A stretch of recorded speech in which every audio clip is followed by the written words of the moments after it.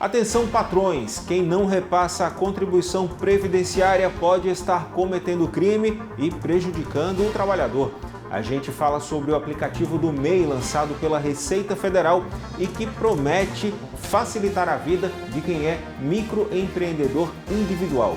E mais de 100 mil famílias alagoanas têm direito, mas não recebem a tarifa social na conta de luz, em muitos casos por falta de um simples cadastro. O Bora Nordeste está começando.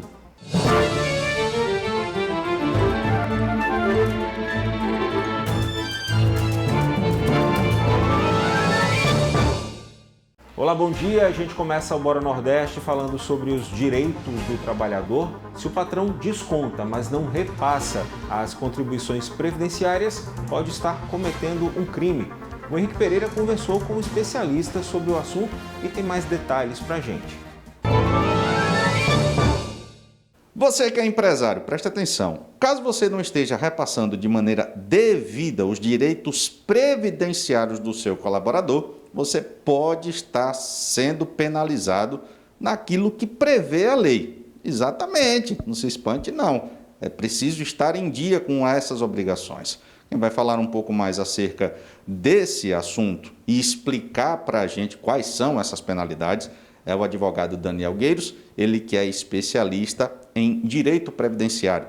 Daniel, mais uma vez obrigado pela disponibilidade. Essa é uma temática muito importante porque, por mais que haja algumas diferenças no regime trabalhista desde a última reforma, direitos previdenciários são sagrados. Perfeito, Henrique. São direitos sociais previstos na Constituição e essa questão da contribuição previdenciária ela envolve uma relação tributária entre o empregador e a Receita Federal. O empregado, no momento em que tem descontado a contribuição previdenciária de seu contra-cheque, ele passa a ter essa contribuição e a ter direito ao reconhecimento desse pagamento. Cabe, então, ao empresário efetuar o repasse. Se o empresário deixa de efetuar esse repasse, ele pode incidir no crime de apropriação indébita previdenciária. Então, é importante ele observar essa regularização, porque o efeito prático para o empregado é que pode ocorrer um obstáculo para ele ter o reconhecimento desse tempo de contribuição perante a Previdência Social, mas o empregador, o empresário, ele pode estar sujeito a sanções penais e até tributárias. O empregado, ele corre o risco, por exemplo, de uma necessidade de acionamento de benefício, uma vez que esses direitos dele não estão sendo pagos, esse benefício é negado? É possível. A regra é que o INSS precisa oportunizar o empregado ou o segurado a apresentação de provas de que ele efetivamente contribuiu. Na prática, o que costuma acontecer é justamente o contrário. O INSS ele indefere, de imediato, por falta da qualidade de segurado ou por falta do período de carência. Então, o empregado ou o segurado ele tem a oportunidade de apresentar na Previdência comprovações de que ele tem um vínculo de trabalho, como, por exemplo, a carteira com as anotações devidas, não só do vínculo trabalhista, mas também anotação de férias, alteração de salário e também outras provas como o contra-cheque. É importante, então, o empregado ter ciência de que guardar esses documentos, ter em mãos esses documentos, é essencial para a comprovação, né? É essencial, principalmente hoje em que temos muitas plataformas em que é possível escanear, digitalizar, então não tem esse risco de perder o material físico do papel. É importante, inclusive, que o empregado, que é segurado da Previdência Social, ele verifique no aplicativo Meu INSS se o extrato de contribuições, o extrato previdenciário, está apresentando as contribuições que o empregador está fazendo. Porque se não tiver essas contribuições lá, significa que ou ocorreu algum erro na inscrição dele, como segurado, ou a empresa não está efetuando esse repasse. Vamos lá, se a gente falou agora dos problemas que podem ocorrer para o empregado na hora de um acionamento de benefício ou até mesmo contabilização para uma futura aposentadoria, o que é que o empregador, você falou da apropriação indébita. Isso é um crime que responde ele enquanto pessoa física, o dono da empresa e não a empresa em si. Perfeito. A responsabilização, na verdade, da maioria dos crimes é justamente da pessoa física, não é? A prática de um crime por uma pessoa jurídica é uma exceção, muito excepcional. Então, o empregador, se ele pratica essa apropriação indébita, comumente chamada de previdenciária, ele é quem vai responder pessoalmente pelo crime. A empresa pode sofrer a sanção tributária.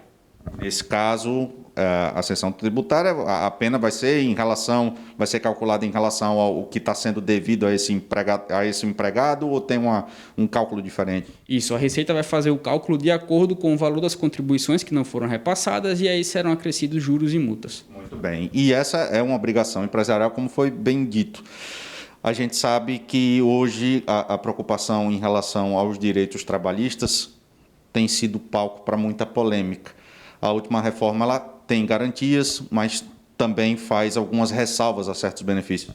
Perfeito, exatamente. Apesar da reforma ter trazido alguns pontos negativos, permaneceu imaculado justamente o direito do segurado ou segurada ter acesso a esses benefícios previdenciários. Então, não houve uma mudança relevante em relação ao direito do empregado de ter reconhecido o seu tempo de contribuição.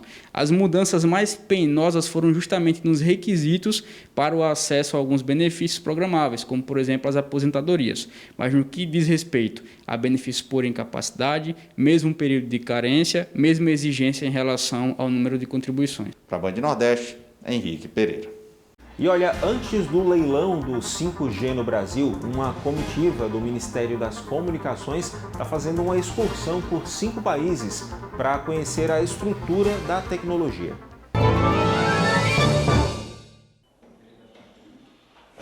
A porta abre com a digital ou uma senha. A iluminação da sala é acionada por comando de voz. O escritório escuro ganha luz e cor. Ligar escritório.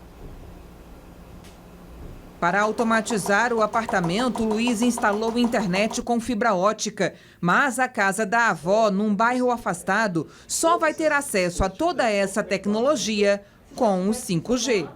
Eu não dependeria de cabo, de fio, de coisas assim e teria uma internet de alta disponibilidade. E com certeza eu poderia levar toda essa automatização para a casa dela, por exemplo. Nesta terça, o ministro das Comunicações embarcou em viagem de 10 dias para analisar a estrutura de 5 países que já usam o 5G. Ele vai conhecer as empresas interessadas em participar do leilão no Brasil. Nós iremos visitar todas as empresas, conversar com os CEOs e vamos ter reuniões governamentais com os ministros de telecomunicações. Em alguns países também, ministros da infraestrutura. 3 ministros do Tribunal de Contas da União vão na comitiva. O grupo vai avaliar as regras de escolha do governo federal para a concessão da tecnologia no país. Normalmente, o TCU leva em média 5 meses para analisar esse tipo de processo. Como alguns pontos estão adiantados, o tempo pode ser reduzido para 60 dias. Na semana passada, o ministro divulgou portaria com as diretrizes para o edital do leilão do 5G. Entre elas, a criação de uma rede privativa de alta segurança para a comunicação entre os órgãos da administração federal. Além disso, a empresa vencedora vai ter que instalar 12 mil quilômetros de fibra ótica na região norte do país e garantir a cobertura móvel em todas as rodovias federais. Quem vai administrar e que vai operar pode ser uma rede privada que atenda todos os requisitos que nós colocamos no decreto. A Anatel marcou a definição da proposta do edital para 24 de fevereiro.